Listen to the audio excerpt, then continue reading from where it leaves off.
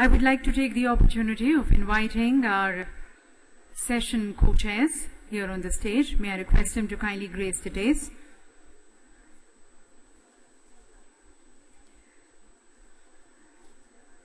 देवी सजनों में यहाँ पर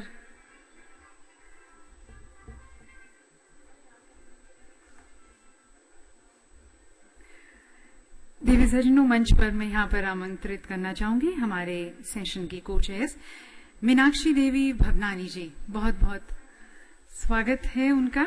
और अभी हमारे साथ हैं हंसा जी जयदेव जी। उनका अभिनंदन करते हुए स्वागत करते हुए फूलों के साथ हम उनका स्वागत करना चाहेंगे। देवी सजनों, फूल अपनी खुशबू से पूरे समा को महकाते हैं, पर कहीं न कहीं आने वाले को एक महकता हुआ सुस्वागतम का संदेश भी देते हैं।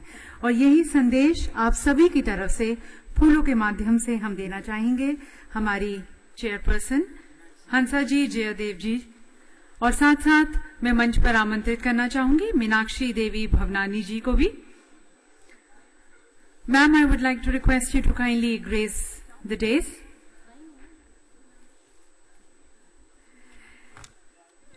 Ladies and gentlemen, Hansa ji is present with us on the stage. She is the director of the Yoga Institute. She is a life coach, a teacher, a consultant, a counselor, and an inspiration for thousands of people.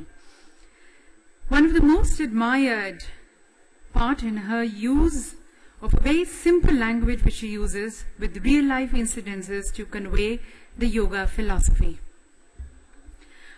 और अब मैं सादर आमंत्रित करना चाहूंगी हमारी दूसरी को-चेयर अति सम्मानित मीनाक्षी देवी भवनानी जी को। आइए तालियों के साथ उनका स्वागत करें मंच पर। Popularly known worldwide as Amma ji, she is considered one of the major international leaders of the modern yoga movement. Though born in USA, she came to India in 1967, and since then she has lived here. She is Director and Resident Acharya of the world-famous International Center for Yoga Education and Research and Yoganjali Natyalam, which is a popular city center for the propagation of classical yoga, Bharatanatyam and Carnatic music in Puducherry. May I request Meenakshi Devi ji to kindly accept these flowers as a token of our heartiest welcome for joining us. And now I would like to invite our distinguished speakers, inviting Dr. David Frawley. Pandit Vamadev Shastri, as he is known, is a founder and the director of the American Institute of Vedic Studies, Santa Fe, USA. He is the author of more than 30 books published in 20 languages worldwide, and his fields of study include Yoga, Ayurveda, Vedanta, Jyotish, and the Vedas. He is going to be speaking to us on the Vedic origin of yoga. Inviting our next speaker, Dr. Parimal Devanath. Dr. Parimal Devanath is a research fellow at the Lonavala Yoga Institute. He has been an integral part of various research projects on classical yoga texts and allied subjects. He has participated in various international conferences and has contributed research papers in various reputed research journals. He is going to be speaking to us on the traditional basis of yoga with special reference to holistic health in present-day context. Inviting now our next esteemed speaker, Dr. Ishwar B. Basava Reddy. Dr. Ishwar is the director of Moraji Desai National Institute of Yoga, an autonomous organization of the Ministry of Ayush, Government of India. Earlier, he had also worked as an instructor, lecturer, and the head of the Department of Yoga Studies, Carnatic University. He is going to be talking to us on the traditional basis of yoga practices in the prevention and the promotion of health. Once again, welcoming all our esteemed speakers. And now I would like to hand over to our session co-chairs for the opening remarks and then for the further proceedings of the session. Thank you.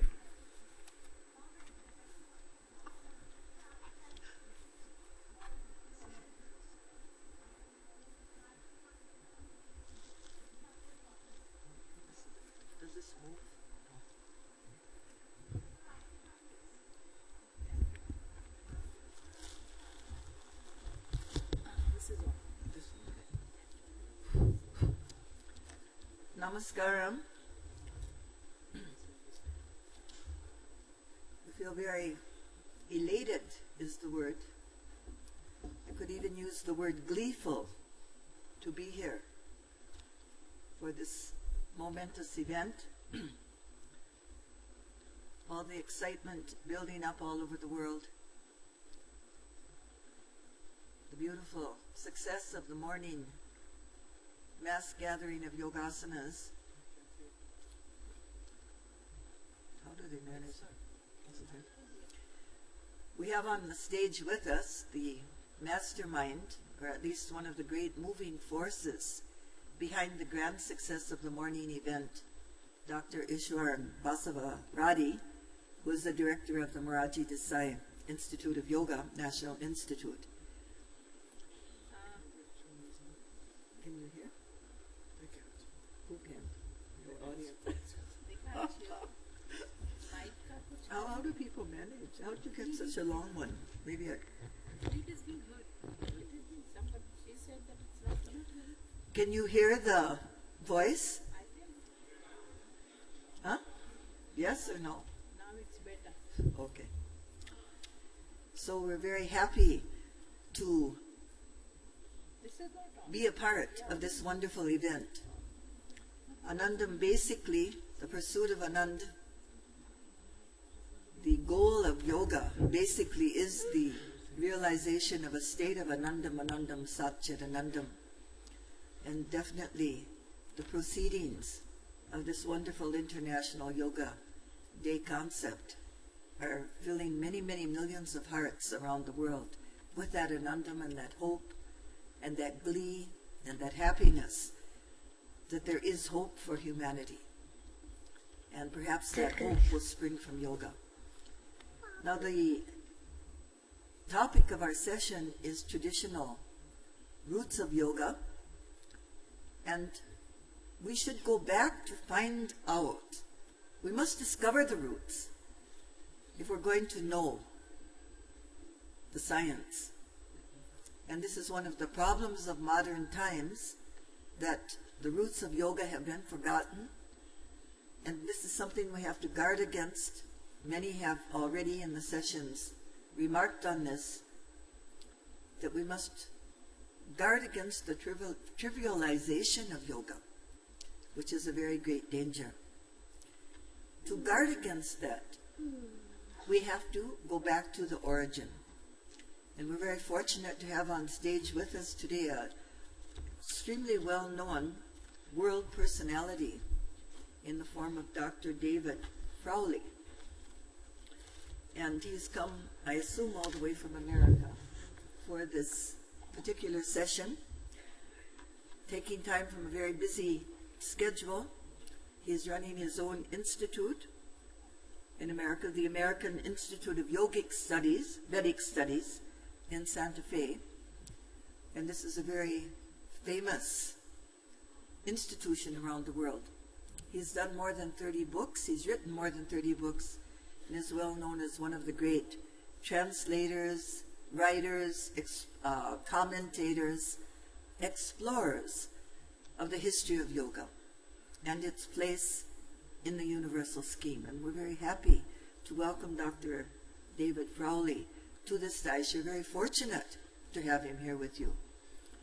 Dr. Ishwara Basava Radhi, as I've mentioned, was in my opinion, one of the primary motivating forces of the grand success of the yoga event at Rajpath this morning. And he's such a powerful yogi, watch out for him, because he kept the rain at bay. Yeah, that is an amazing thing, that I think the function had just stopped and the rain started. And we saw it on television. Now, we were not there. Dr. Hamsa was there, Jayadev, from the Yoga Institute, and we were watching on TV, and it was so marvelously orchestrated. And he is the brain behind it. And that is yoga. That is yogic skill in action, yoga karma sukashanam. That is where his work has become his worship. And this is one of the ways in which he is entering into higher realms of consciousness. very pleased to have Dr. Ishwar Vasavaradi on stage. He's also very erudite and a scholar in his own right, a yoga practitioner, and a very dynamic director of the Moraji Desai National Institute of Yoga, which is fast becoming, if it's not already, one of the most important institutions to propagate yoga in modern times. As for our co-panelist here, Dr. Parimal from Dr. Parimal Devanath from Lonavala. Yes, I do not know so much about Dr. Parimal, but I know a lot about Lonavala. And he's coming from a wonderful institute, one of the older institutes, recognized, established institutes. Mrs. Doctor, you're probably a doctor. I'll call you doctor because you deserve it. She is from the oldest institute, the oldest established institute in India, the Yoga Institute in Bombay, established by Sri Yogendra in 1917. And she is a co-panelist, or a co-chairman with me. Very pleased to be on the stage with her. Such a dynamic woman, such a wonderful personality, who again lives yoga, a true acharya. And as we'll find out, I'm sure, from Dr. Frowley and our other participants, that the true roots of yoga lie in our Rishi tradition, in the gurus, in the acharyas, who first they experienced that divine state of consciousness, and then they came down and they taught what they had learned. And I believe it was Ramdev, Swami Ramdev, who brought out a true teacher first must have the experience themselves, and then they go out and teach and share the places they have been. So we're very fortunate today to have such erudite people, and we would like to give the time now over to the panelists and to the speakers.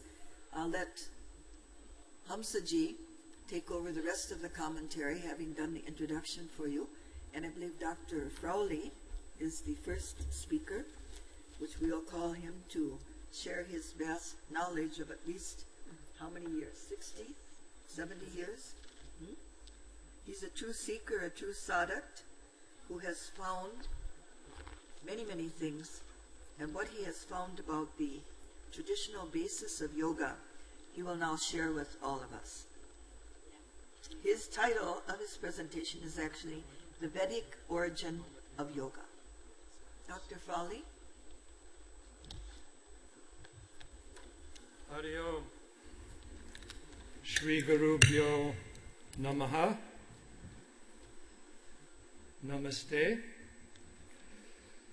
It is my great honor to be with you today. It is a very hard act to follow as to what we had this morning. I give my pranams to our Prime Minister for having brought this Yoga Day and for having explained to us the essence of yoga in his great talk and teaching. I also want to give my thanks to Ayush for organizing this wonderful event, and specifically to H.R. Nagendra and Dr. Basavareddy, who I have worked most closely with. I would also like to extend to you the greetings from the Western Yoga, Ayurveda, and Vedic community, which you can see has also responded enthusiastically to this call for International Yoga Day. And besides those who are doing the physical aspects of yoga, there are also those doing the spiritual aspects of yoga in the West, and the deeper healing aspects of yoga through Ayurveda. So all these friends are with us in spirit as well. We have worked in this yoga field for 30, 40, maybe close to 50 years. And we have worked with groups North America, South America, Europe, Russia. We see this yoga and Ayurveda movement developing everywhere. And we have also done a lot of work in India over the past several decades. And it's very heartening for us to see India awakening to its deeper spiritual heritage. And thank you. And it is very important that India continue with this work. Yoga, as we know, is the system of higher consciousness, unitary awareness, universal values. It is a great human heritage. It is perhaps the greatest of all the human heritages that we have, because it addresses the highest aspect of our nature, which is the evolution of consciousness. We've noticed that yoga has spread remarkably over the last more than 100 years, since Swami Vivekananda introduced yoga to the global stage in 1893. But we should remember that yoga has had a worldwide influence throughout all of human history, and there have been many subtle yogic currents affecting the world at all levels. Particularly, if we look to the ancient world, we see a reverence for great seers, sages, mystics, yogis, visionaries, prophets, as the original guides of humanity in all the spiritual, philosophical, and religious traditions of the world. This, of course, includes ancient India, but it includes ancient China, Egypt, Babylonia, Israel, Persia. It extends to ancient Europe, like the Celtic Druids. It occurs among the Mayas and the Incas of the Americas, and many other native traditions. We find throughout the world a history of great ancient sages, great seers, often like the Vedic rishis, said to be 7 in numbers. So I must say that we must recognize that all humanity, we are all children of the great ancient seers and yogis who have wandered far. Yoga is our common spiritual heritage for all peoples, all lands, and all cultures. The great yogis traveled everywhere, taught everywhere, whether through their inner consciousness or also through actually visiting various countries of the world. But yoga has had its foundation and its place of origin and continuity, of course, in India. And yogic ideas and practices can be found in all of India's philosophies and sciences, its diverse art forms, music and dance, and in the general life of the people down to the village level, with variations in every state and language of the country. The culture of India is largely a culture of yoga. India is the homeland and motherland of yoga, and Bharat Mata is Yoga Mata.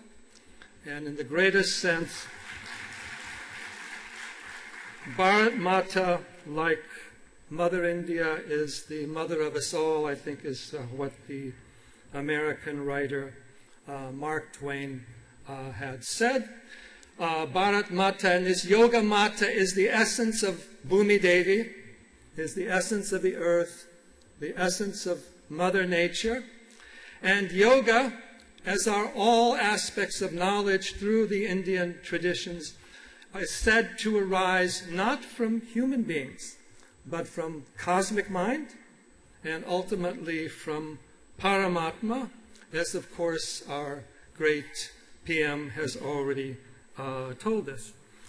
Health, balance, and well-being are common themes in yoga teachings of all types. Yoga is meant to help us discover inner peace and happiness, and to better know and master our lives on all levels. And I'll be discussing this a little bit more. Yoga as a healing practice is always connected to the Ayurvedic medicine. Yoga teaches us the interrelationship of body, prana, senses, mind, and the existence of an inner, eternal, and infinite consciousness within and behind them. This is a much broader definition of the human being and holistic health. That is a big understatement.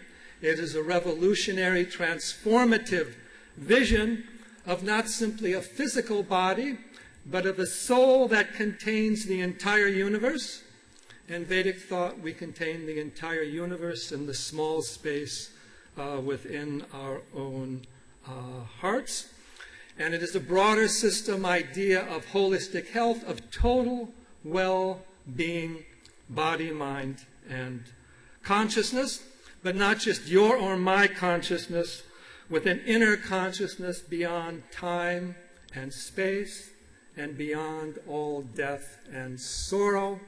That inner consciousness, Purusha, Paramatma, is the goal of yoga, the foundation of yoga, the practice of yoga, and the essence of yoga. Body and mind are but instruments of that inner Atma or Purusha, that is the awareness, the light, the energy, the power that allows these little body-mind instruments to function.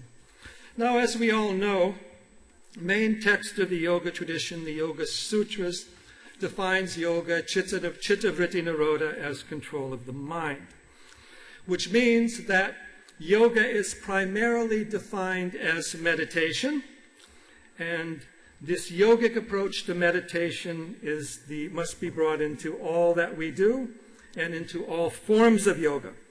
Though emphasizing meditation, Yoga Sutras brings in physical, sensory, mental practices, asana, pranayama, pratyahara, mantra, etc., as you all know. While asana is the most visible aspect of yoga, yoga's greater implications on all levels must always be borne in mind. Yet we should remember the Yoga Sutras is not the origin of yoga, nor does it include all aspects of yoga. There are many other yogic texts and sampradayas both before and after Yoga Sutras. Patanjali is not the inventor of yoga. The Yoga Darshana line, which he is part of, goes back to a figure called Hiranyagarbha. Hiranyagarbha means the golden embryo or the golden seed, the solar power, who is explained to arise from the power of Vedic mantras, particularly, of course, the mantra Om or Pranava, and to carry the light of the inner spiritual sun, the supreme light of awareness. Whether Hiranyagarbha was an actual teacher or is just symbolic of this inner light of yoga, that light of yoga is there within everyone. And Patanjali's teachings rest upon the older Vedic and Upanishadic traditions. We all know that Lord Krishna is the human avatar of yoga, and the Bhagavad Gita is a yoga shastra. In addition, we find that Lord Shiva is often regarded as the original teacher of yoga, particularly Hatha Yoga and Siddha Yoga. Shiva is said to be the teacher, the first teacher, and the source of all the 84 lakhs of asanas. Yet he is also said to be the source of Om, mantra, the Sanskrit language, and all of the mantra yoga. And he is also said to be the great prana, the Mahaprana. He is the force of prana behind all pranayama. And he is, of course, the great master of meditation. We have the figure of Lord Shiva and meditation. Shiva as the ideal yogi. We find that yoga is a common teaching throughout all the teachings of India, not only the Yoga Darshana, but all the 6 darshanas, and all the ancient texts, starting with the Vedas, which are the Vedic mantras. Yoga is there in the Gita and the Mahabharata, as you know. Mahabharata even more so in some respects than the Gita. Nagendra also mentioned the Upanishads and also the Rig Veda. The oldest Vedic text is a manual of Vedic mantras, such as we find in the great Gayatri mantra and the great Mrityunjaya mantra. But these are just two of the 10,000 verses we have in the Vedas. Vedas arise through Om or Pranava. They manifest that divine sound, which is not only the Sanskrit language, but the thinking of the cosmic mind. And also, it is the language of yoga. And that inner mantra, once we understand it, gives us the key to all aspects of yoga, whether it's jnana, bhakti, karma, and so forth. Because this great tradition of yoga contains all these different branches. They have been mentioned a little bit already. Yoga of knowledge, or jnana yoga, direct knowledge of oneself, Advaita Vedanta, yoga of devotion, bhakti yoga, worship of the divine in various forms, whatever particular form that you like, father, mother, all aspects of nature, however, all aspects. Yoga of action, works, karma yoga, which is not just service, but is also the power of ritual. Yoga honors ritual as sacred action and right action. All action done with consciousness is ritual. Raja Yoga, Hatha Yoga, we all know. Mantra Yoga, Prana Yoga, Laya Yoga, all aspects of yoga. And yoga in all aspects of our learning. Yoga is the ultimate religion. It is the ultimate philosophy.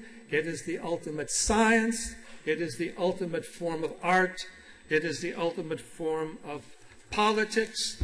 It is the ultimate form of ecology. All life is yoga.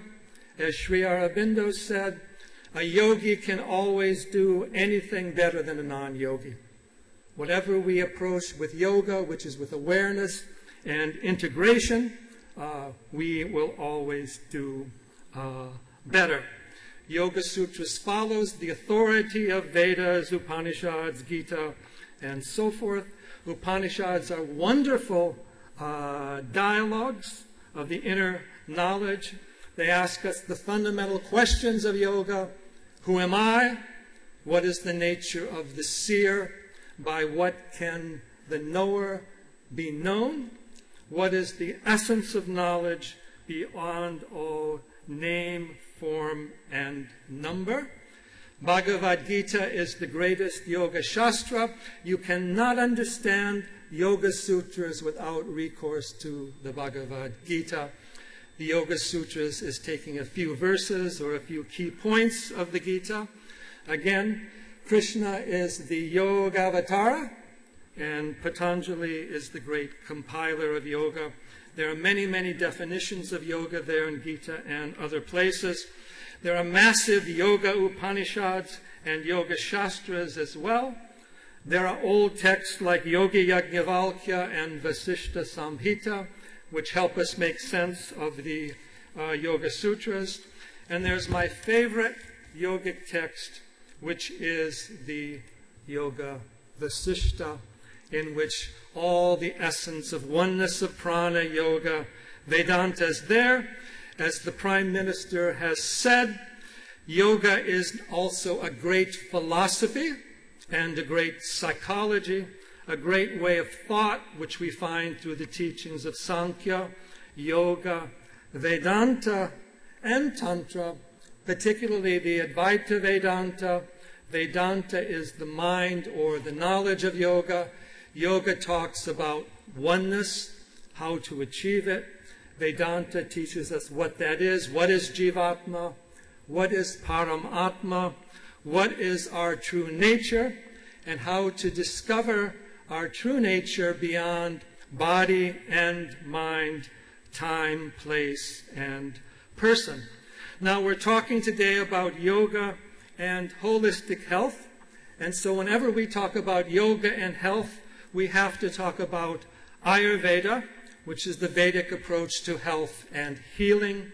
Yoga is the Vedic approach to self-realization and sadhana. The two must go together. And the point I always like to raise is Ayurveda is the yogic system of medicine. We do not need to invent a new yogic system of medicine. It is already there. Ayurveda is based upon the same principles, practices, and philosophy as yoga, but extends that into the realm of healing for body and mind. Every yoga teacher who wants to do any healing practice must learn Ayurveda.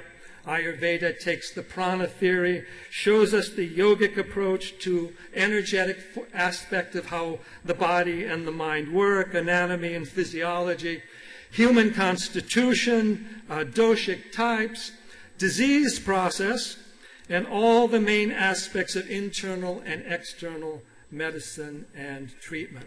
So when people come to me and say they practice yoga therapy or yoga chikitsa, I say to them, what system of medicine are you using for your diagnosis and broader treatment? And is it a yogic system of medicine or not? Ayurveda is also already that complete yogic system of medicine, and it shows us all aspects of right living, diet, herbs, nutrition, massage, clinical methods, all branches of health, whether it's for children, for the mother, whether it's longevity, whether it's rasayana, whether it's treatment of disease. Ayurveda shows how these yogic energies work and how we can turn these yogic energies into healing. Ayurveda is the main Upaveda or secondary Veda, again aimed at healing. Yoga is the main yogic darshana or way of seeing, but in fact, yoga, I should say, Veda is the vidya or the knowledge.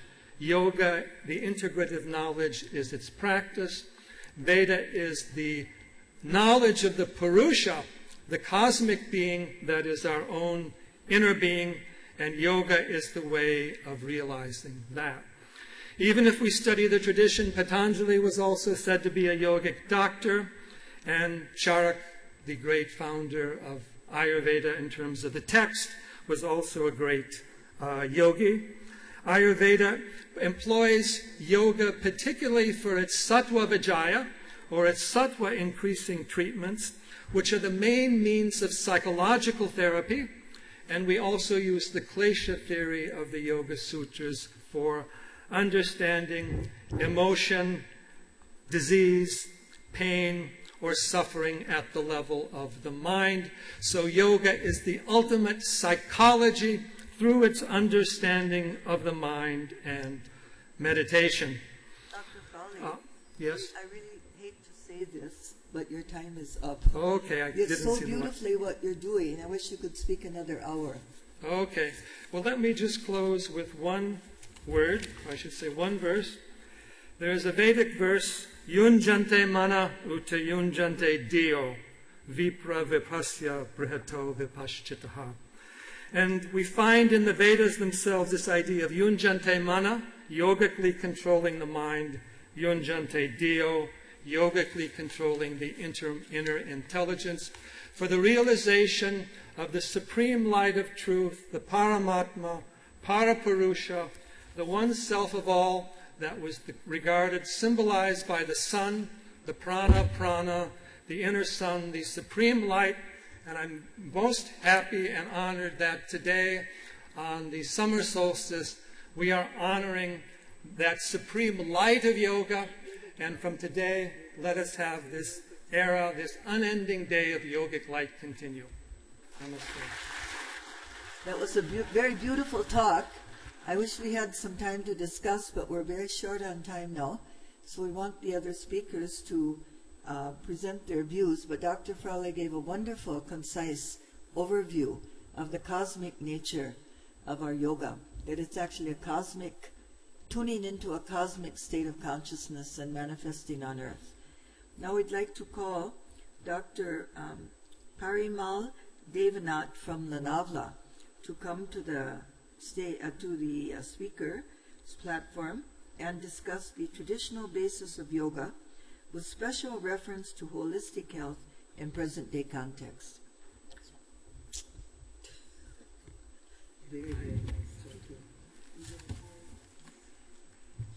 Namaskar, Namaskaram, everybody. Iska sound, hello. It must be the blessings from the teachers of the yesteryears that we are sitting here, gathered here for a noble cause. I am Parimal Devnath. I come from Lonavala. We are engaged, just one sentence about the introduction. We are deeply engaged, seriously engaged in bringing out the olden texts that are available in manuscript form. This is our pinpointed one-line program. We have produced or reproduced in modern languages a large number of original texts which had not been earlier available in published form. This is one of our works wherein we have represented the therapeutical references available in at least 200 sources.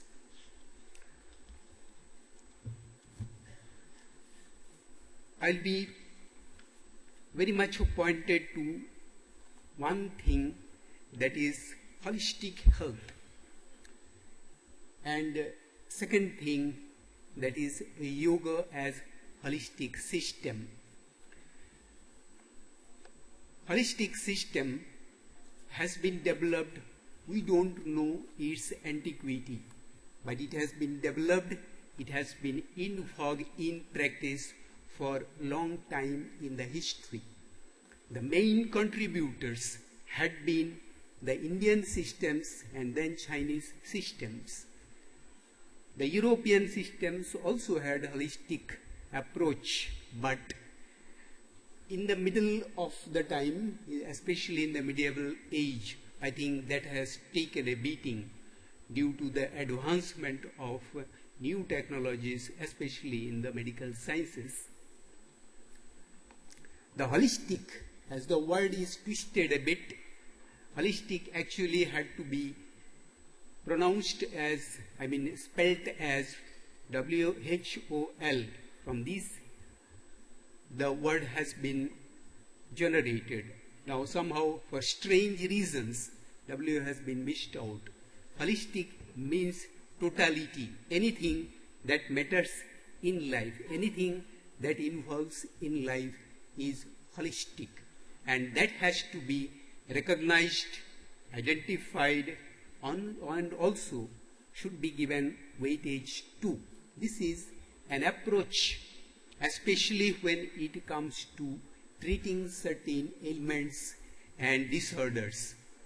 Therefore, even though it's not a diagnostic system, but it puts a lot of direction, interpretation, and suggestion to the diagnostic systems prevailing in modern times. One example of its basic rule can be understood, I quote from Fridtjof Capra's the famous book, The Turning Point. In one of the instances, he has presented the case of shamanistic tradition, wherein the practice is like this. If a person from a village has to be treated, the shamanistic system would invite the entire village and treat the entire village. This is a wonderful concept. The holistic system is more preventive because it takes a longer view into account, and it is preventive because it goes to the root cause of future problems. Now we should prepare so that in the future we don't face the problems, most probably. Therefore, it suggests a proactive design so that in our future, we can live healthy.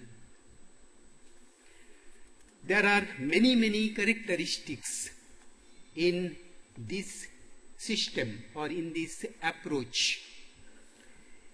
As I have mentioned a few, I will switch on to the reason why we should cherish this approach of a holistic health.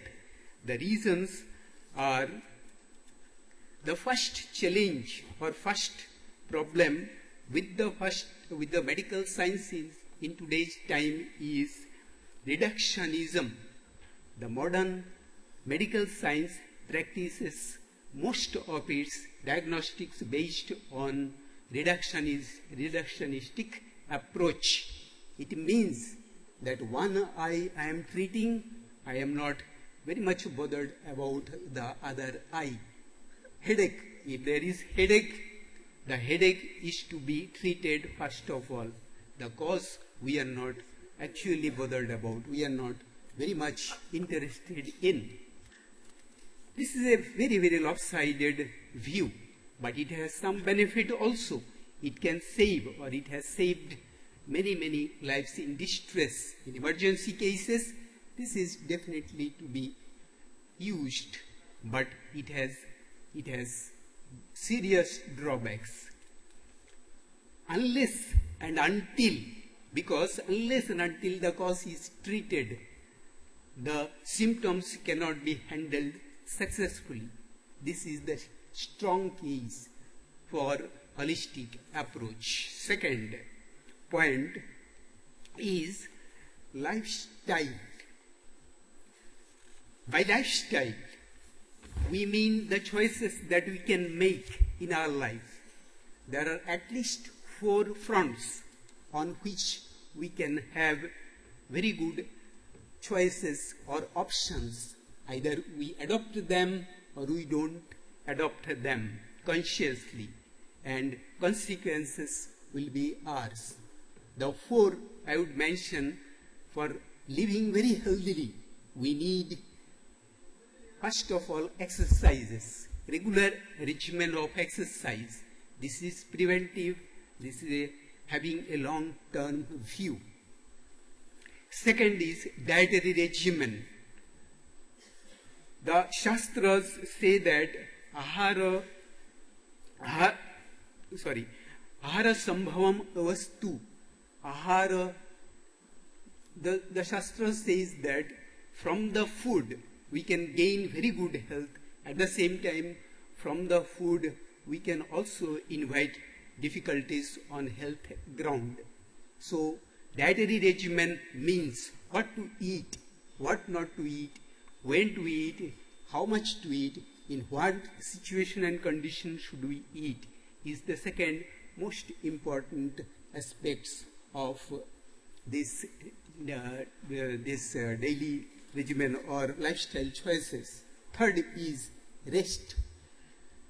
Dr. Nagendra has said very nicely that in today's time, due to high-grade technology, modern gadgets, the mind is most tormented and restless. This is the cause of very serious ailments which may not be catched through the modern technological development. But the thing is, there the cause of the problems lie. Fourth is the last but least and the most serious of all, that is the bad habits. The drinking, abuse of alcohol, abuse of tobacco, abuse of drugs. Even the most educated people, they will find that we can get away. They think that we can get away even though we abuse very seriously, because a doctor will suggest us something and that will solve our problems. Environment. One more point. in consideration of holistic health, environment. About 100 years back, Swami Vivekananda has said that exploitation of the nature's sources will definitely lead to serious health problems, ecological problems. But humanity does not listen. The policy makers, the decision makers have different priorities. After 100 years from his saying so, we are facing with a disastrous time. Our earth we have almost covered with concrete and plastics. The earth cannot breathe. How can we breathe? So much of fossil fuel is being burnt. Excuse me, please. You have about 5 minutes, so if you can summarize. Air is polluted and ozone layer has been almost destroyed. Cancer is the consequence, so much of suffering. So there are such many points which we must take care of when we design, when we try to understand holistic health. We come to yoga. Why yoga is holistic? The most significant of all the traditions is yoga of Patanjali. It has 8 aspects. They take care of the entire life, whatever it may mean by. I come to it may be political health, it may be physical health, it may be emotional health, it may be financial health. Ashtanga Yoga has definitely a suggestion or two to mend the thing, to develop on the same. Second, most important is Hatha tradition of yoga. Hatha tradition accepts all the 8 aspects of Patanjali Yoga. At the same time, it evolves wonderful methodology to keep the body fit and also to evolve on spiritual lines. It gives a lot of weightage to physical health. If the physical health is upgraded, kept upright, then only we can think about spiritual and higher evolvement. It has developed certain concepts. Dehasiddhi. Excuse me, Doctor. Thank you very much. We've been given There are many more other traditions of yoga we can not cover in these 15 minutes of time. Thank you very much. Thank you very much. Bringing in the choices that we can make, the fact that holistic health should be spelled WH, it's holism, and also this beautiful idea of the reductionism, that our modern problem is reduce things to the small units and take them apart, whereas yoga is a science that insists on putting things together. Now we'd like to move. The organizers are asking us to try to get back on time, so unfortunately we have to curb our speakers to some degree. Dr. Ishwar Basavaradi is now being asked to speak on the traditional basis of yoga practices in the prevention of diseases and promotion of health.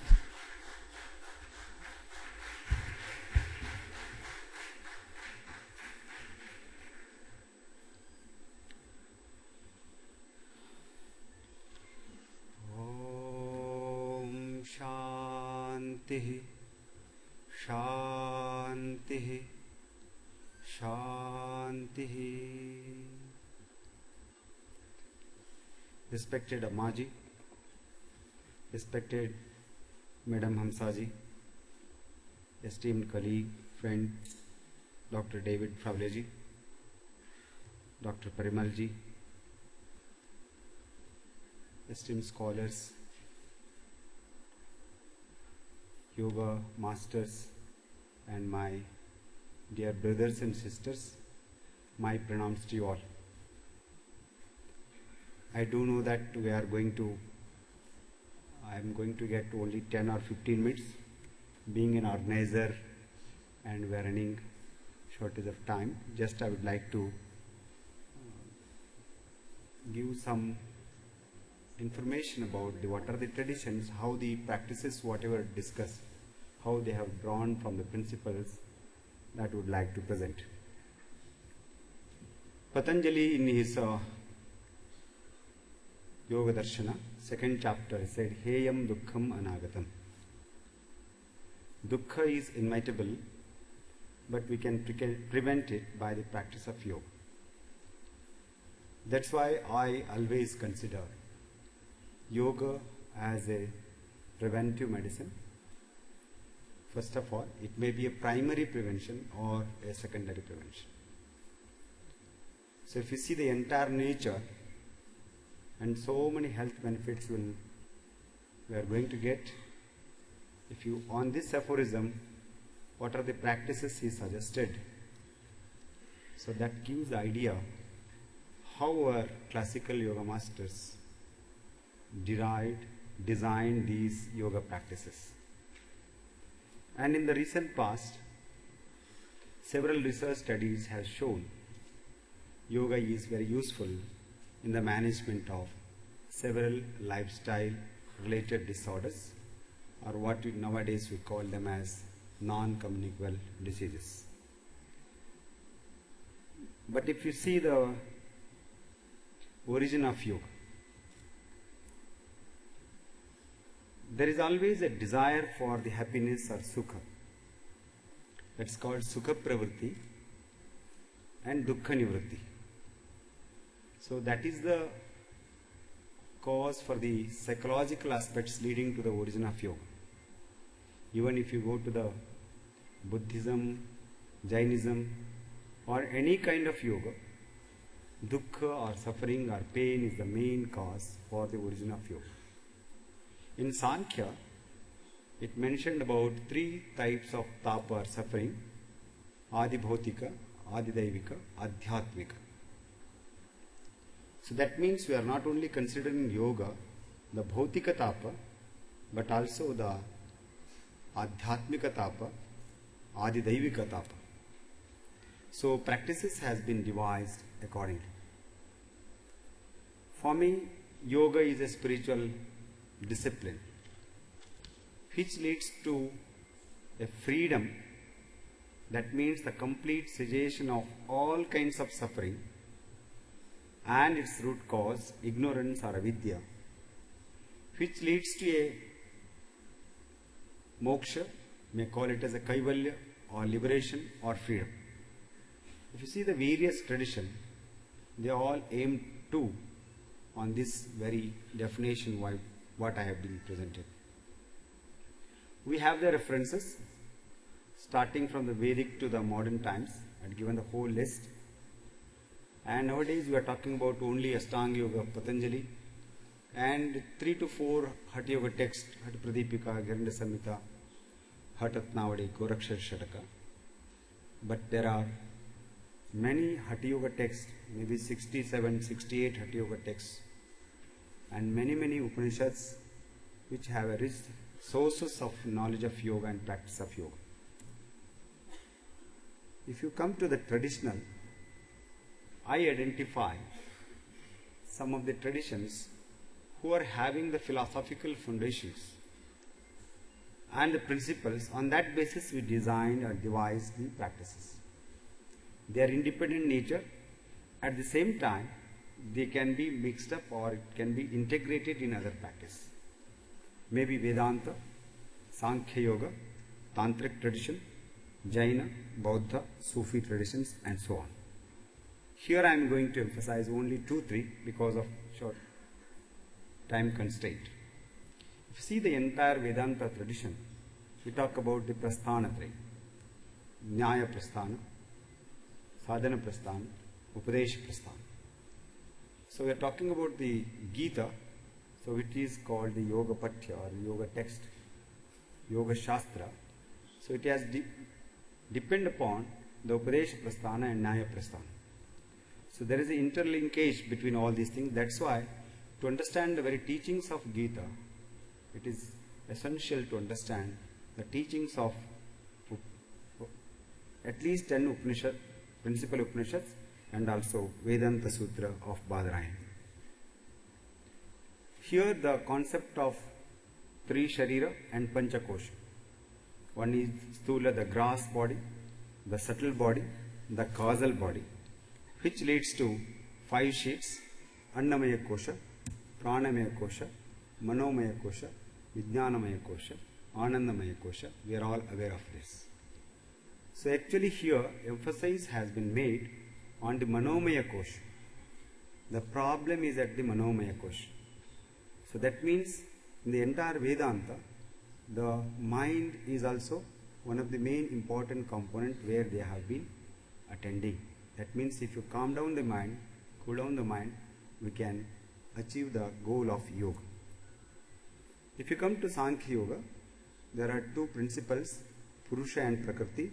Accordingly, we all know the evolution of Prakriti and all these 24 principles. So here also the mind is important component, again revolving the entire practices around the mind. So the principles of yoga in the Patanjali Yoga, Chitta, Buddhi, Ahankara, Manas, and also Chitta Bhumis, Muda, Kshipta, Vikshipta, Ekagra and Niruddha, all these things.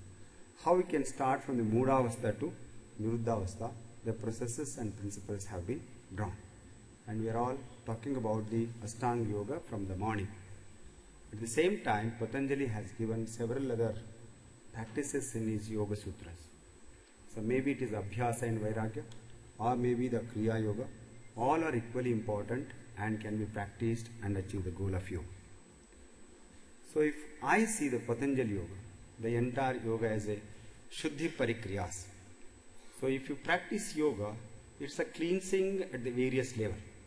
You start from the Karma Shuddhi. So Yama Niyamas, maybe they are restraints and observances. If we practice, we can purify our Karmashaya. Ghata Shuddhi, Yukta Ahara and Shat Karmas are proposed for the Ghata Shuddhi. Snayu Shuddhi, Yogasana, Prana Shuddhi, Pranayama, Indriya Shuddhi, Pratyahara, Mano Shuddhi, Dharana, Chitta Shuddhi, Dhyana, and Atma Darshana, Samadhi, and leads to Kaivalya. If you come to the Hatha Yoga tradition and Kundalini Yoga, especially they belong to the Agama, then Tantric tradition, a rich tradition is there. Nowadays we are mostly using this in the various yoga practices. So broadly there are Chaduranga Yoga of Swatma Ramasuri, Saptanga Yoga of Gerindamuni, Shadanga Yoga, and there are different kinds of yoga in Hatha Yoga. But Saptanga Yoga in the latest version, in the 18th century, which seems to be a little bit elaborative and also very practical in the present context. Shodhana, Dhadata, Stairyam, Dhairyam, Laghavam, Pratyaksham and Nirliptam. It also takes to the from the purificatory process to the Samadhi place it will take. So the entire Tantric tradition, we mentioned about the Shat Chakras and also the 7 Chakra Sahasrara. The whole yoga practices has been designed to purify and channelize these centers so that energy can be disseminated and we can achieve the goal of yoga. These centers, chakras are centers of prana, the life force, the vital energy. Chakras correspond to the vital points in the physical body but are believed to be the part of subtle body. So we always relate them to the endocrinal system also and various, everybody knows that.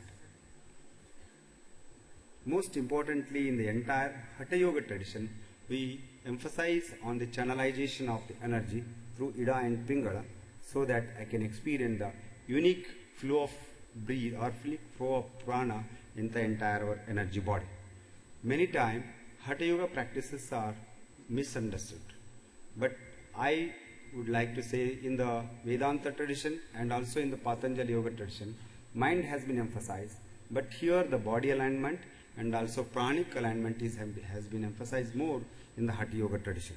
Accordingly, the practices has been devised. So again the Panchaprana. Then you come to the Arya Ashtangika Marga. Just to give a glimpse, it's not only in our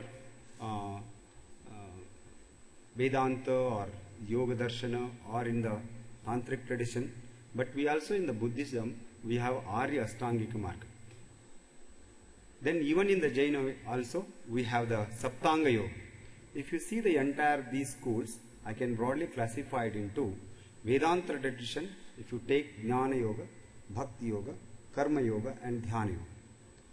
So even in Jnana Yoga, suppose I have given the basis, then we divide the schools and schools have the practices. So sadhana chatushtaya, then also all these things has been given in Jnana Yoga. Viveka, Vairagya, Shat Sampattu, Mumukshatva, Shavana, Manana, Nididhyasana. Like this, see the things now. Same thing in the Bhakti Yoga also, different forms of Bhakti. What are the practices to be followed, Mitahara, and all these things has been designed. That means each school has some foundations and also some practices. Same thing in the Karma Yoga and Dhyana Yoga. If you come to the Patanjali Yoga or Sankhya Yoga tradition, so that is, we have Ashtanga Yoga, very well known practices. Even in Tantric Yoga also we have. I have not talked about Kundalini, but it's a little bit elaborative and mostly misunderstood yoga in the entire context. Many people don't understand the concept of Kundalini itself, and practices has been unnecessary or they have been demonstrated wrongly many times. So it needs lot of time to explain the Kundalini and its evolution. So then in non-Vedic schools also, Jaina Yoga, Saptanga Yoga is there, but popularly Preksha meditation we take up. In Buddha Yoga tradition, Vipassana meditation is very popular. That means, if you see the entire thing, we have different practices, then ultimately leads to this one. So if I see the how you can design, if you practice any yoga, prerequisites are, I call them prerequisites. Yama, niyamas are prerequisites. Even I practice for therapy also, how much I observe the yama niyamas, that much result I am getting. Many times you know why, what is the necessity of yama niyamas in the therapy? But therapy also it's important because these are all the prerequisites. Same thing if you go to the practical side. One I made in the principles, and there are principles to be followed, and another one is the practical aspect. The whole thing is Shodhana Kriyas or cleansing practices, Yogasana, Pranayama, Bandha Mudra, Pratyahara, Dharana, Dhyana, Samadhi. Then it leads to Yuktahara, Yukta Karma, Nirupadika Bhakti, Nitya Anitya Vastu Viveka. These are all the principles. If you integrate, then we can prevent many diseases and also promote our health. How yoga works? So whenever we want to start yoga, always I emphasize on the Shuddhi. It may be Kriya, it may be mental or physical aspect. Let us start with the cleansing. Then we can, the combination of asana, pranayama and dhyana, simply incorporating the various principles as advocated in the Patanjali Yoga, and we can get wonderful result. That leads to balance, endocrinal and nervous control, increases the mind and body control, brings health and harmony. I'll just take another 2 minutes only. It is Yuktahara. One is concept of Mitahara, another one is Yuktahara. So always emphasize, in Ayurveda, elaborative description has been given about the Yuktahara. But if you go to Gita, they emphasize on Satvika, Rajasika and Tamasika according to the nature of the person, and we can change, how we can change, and elaborative description has been given in the Gita. If you go to the Hatapradipika, Susnigdha Mudraharsha Chaturtamsha Vivarjitaha Bhujjate Siva Sampritai Mitahar Savuchata. They have not only mentioned about the quality and quantity, also the state of mind while eating, while preparing, all these things has been taken up. That means, again, we are emphasizing on the yama niyamas or the basic principles to be followed, that has been emphasized. Because we are going to only measure or scientific studies on certain aspect which can be in the laboratory we can prove. But there are very subtle, that's why I use the word yoga is a subtle science. There are certain things we can very, very minutely we have to observe. Then what yoga is, it's a different format to yoga what we are looking at. So then we have a cleansing processes, you all know. So earlier there may be only 6, later on they have been developed.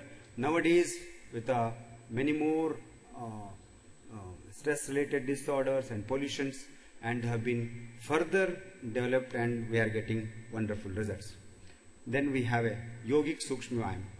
So they are very, very micro. 48 movements has been designed by Swami Dhirendra Brahmacharya, and I found earlier just like Vyayam. But when you practice, they improve the microcirculation. So many times it itself is a entire science. So then we come to the different asanas, pranayama and bandhas. There can be in a cycle we can integrate and produce the Surya Namaskara. Maybe Surya Namaskara has not been mentioned in any classical text of yoga, but from the tradition Surya Namaskara has become an integral part of yoga sadhana. Then we have a yogasanas taken from the Hatha Yoga, mainly Hatha Yoga text, but their principles are from the Patanjali Yoga Sutra, that is Thira Sukhamasanam, Prayatna Shaitilyananta Samapadhyam, and leads to Tato Dandvana Bhigataha. Then if you come to the different yoga text, that's every asana, it should have a vinyasa, shvasakrama, drishti, sthiti, vishranti. So all these principles have been drawn from the classical texts. That means just its asana means I am just not stretching. You see the vinyasa, shvasakrama, drishti, sthiti, vishranti. Stability, comfortability, effortless, all these things in one asana I am talking about. Like this, if you every practice what I am emphasizing here, have some principles, solve from foundations, then only we get the requisite results. So you can see the different, for me it's a different physical laws has been applied for the body alignment, pranic alignment, then also it leads to the concentration of mind. Then there's a pranayama, just I will conclude. So most importantly we emphasize on the control of the breath. Many times you don't experience the pranayama at all because it's so subtler. Dr. Bholeji is here. He's so wonderfully explaining how we can go into the from breathe to the prana is different, vayu is different, shwasa is different, and how we can enter into the really experiencing the pranayama. So that is very, very important. That control of prana leads to the control of mind. What we say, chale vate chale chittam, nishchale nishchale bhave. What is emphasized in the Hatha Yoga Pradipika, so it is true and it is true. So just it's a bandhas niuras, then mudras and meditation practices, and again sitting postures.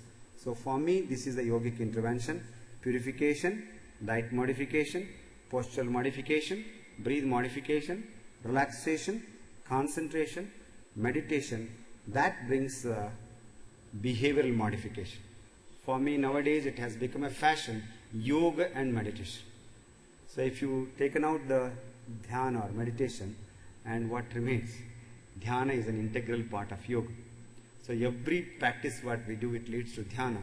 And once you begin with dhyana, it takes to the inner world. So that only changes our behavioral pattern. Once we change our behavioral pattern, then we can lead to the higher aspects of yoga. So these are the one or two last slides. So our institute, I am very happy to inform you that Morarji Desai National Institute of Yoga, it's in the Ministry of Ayush, is the only one institute which has got the WHO as a collaborative center. This is for traditional medicine in yoga. So we have been assigned 4 important works, and we have completed 2 works, and definitely all these 4 works when you completed, it's going to be a landmark, and many more things will be, that professional will get some more information to enrich their knowledge aspect. With these few words, I thank you very much for your patience. Namaskar, Dhanyavad. Okay. Can we take this? So I can I have to switch off. because we have to just say Where does it wind belong? up. Where does it belong?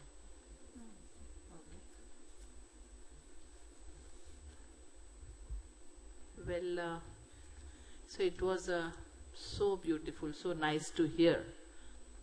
All these 3 speakers have put forward their presentation, which was studied so well. What a scholarly way when Dr. David Frawley talks about Vedic origin of yoga. And it's so nice to hear from his mouth when he talks about these words, Bharat Mata, Yoga Mata, and all these things. It's beautiful. Dr. Parimal Devnath also tried to say, talk about holistic approach to life, and that was, he was trying to put across this entire aspect, how everything has to be holistic. And Dr. Ishwar Basav Reddy finally has given the whole crux. Very, very hard work of Dr. Ishwar Basav Reddy in all this what is happening here. And I would say because of him, only because of him, that all of us are sitting here together. Otherwise we were all busy in our own world. I in the Yoga Institute, Meenakshi Devi in her center, and everybody was busy in their own center. But it was such a hard work of Dr. Basav Reddy that he came to every center and sat with us, learnt from every center, just see his effort, and tried to convince us that come on, all of us should come together for a larger cause. And that's how we all came together and started this entire yoga, which is called as Indian Yoga Association, and the work is going on well. So now we would be stopping totally on time, and so because the next session has to start very soon, so I would just thank all three speakers and all the best.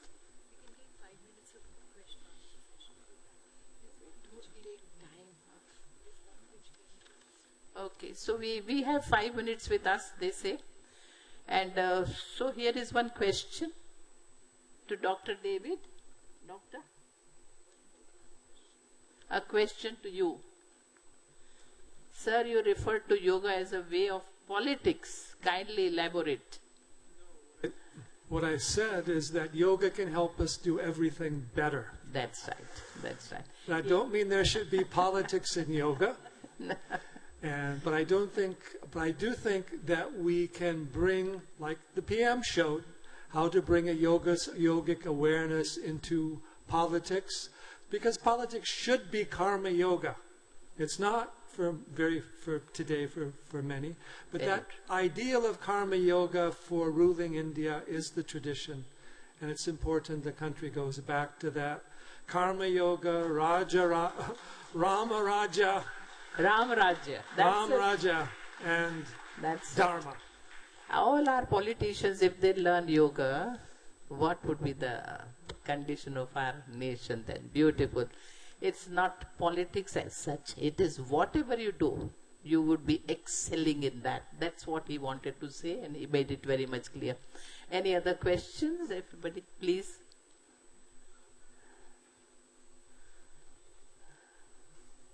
Yeah, now it is on. I've always been intrigued by this Nadi business. Nadi? Yeah. Yeah. Because the Kathopanishad talks about 101 Nadis. One of them is Sushumna. Yeah. And several, he said 72,000 Nadi. Is this Nadi in any way connected with the nervous system, or what is this Nadi? Yeah, Dr. Basav Reddy.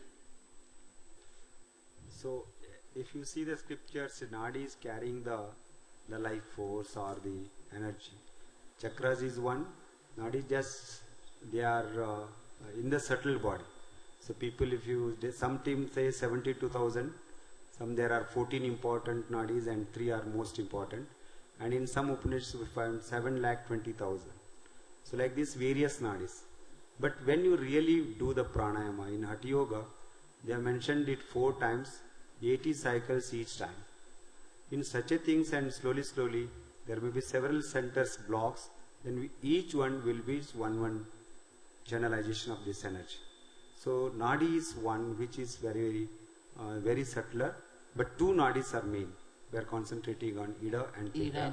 So if all these Nadis are purified and energy is full, then the prana can enter into the Sushumna, the Brahmana.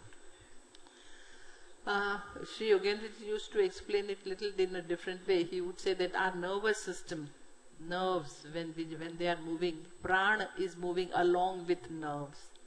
And so he would put it like that. And so maybe, so prana also has its own specific route to move and not just any way. And so that was explained. And so these nadis, as he said, main nadi, Ida, Pingala, is been mentioned very often. Anything else? मेरा प्रश्न है dice से इधर जी ध्यान मुद्रा में जी ध्यान के समय जी हमारा मन ब्रह्मांतर में पर रहे या सहस्रार चक्र पर? Dr. Baswar Reddy, are you going to answer? Then I will. Yeah. There are various kinds of dhyana, but I found two systems, what I mentioned, are most useful and scientific. One is Patanjali's dhyana, and another one is our Buddhist Arya Ashtangika Marga. So once you follow that, ultimately Desha Bandha Chittasya Dharana. Before that, if you come to that one, what is the purpose of pranayama? The dharanasu eva manasa.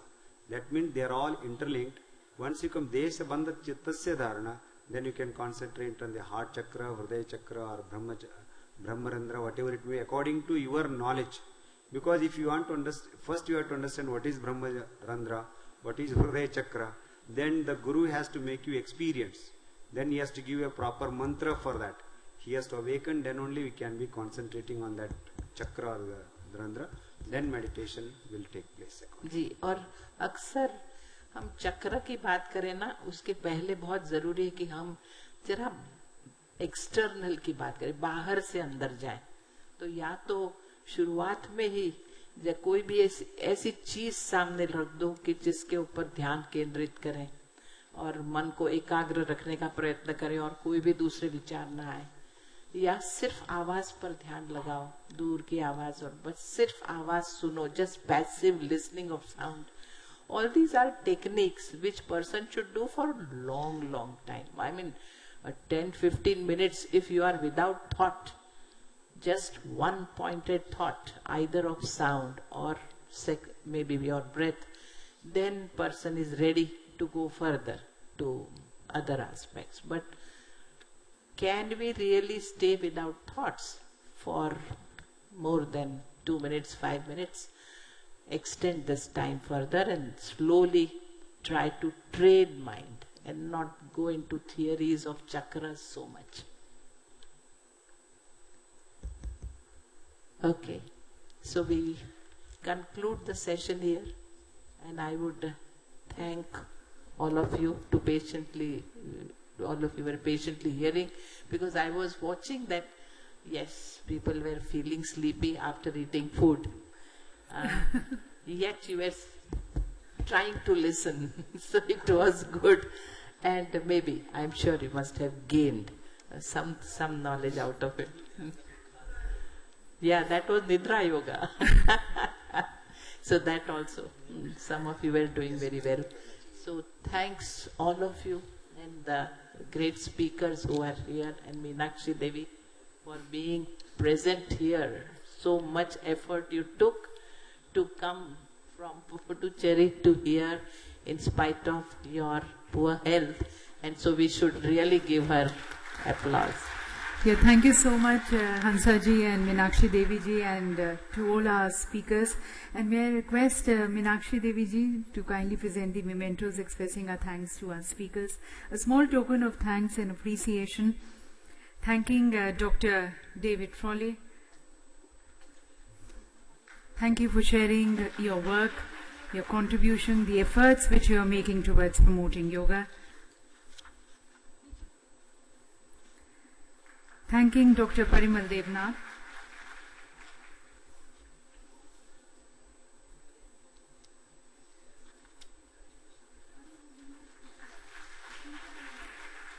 And may I now request Hansa ji to kindly present the memento expressing our thanks to Dr. Ishwar Basava Reddy.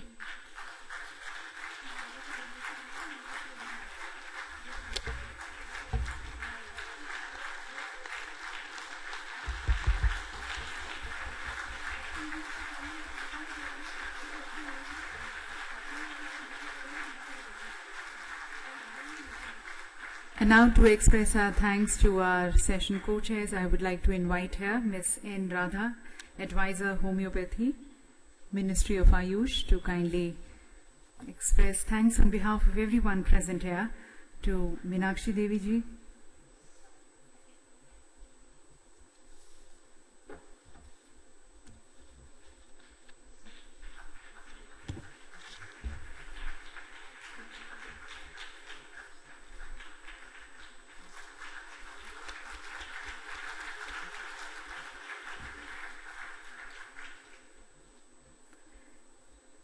and also to Hansaji. Ma'am, please accept this token of gratitude and appreciation to you.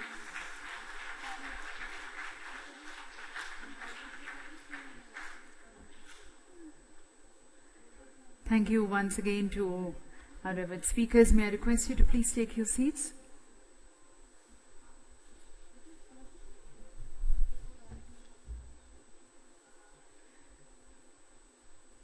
Yeah, we'll just have a group photograph and then